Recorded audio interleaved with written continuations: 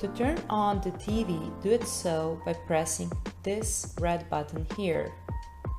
Then, to choose the application that you want to use, press this home button here. Then, you will be able to browse through applications by pressing these buttons left or right. Also, use Netflix button as a shortcut if you want to go and watch Netflix.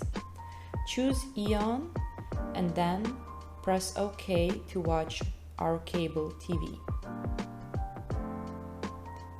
When you do so, then you can browse through channels by going up or down or going left to right and choosing the OK button at the same time.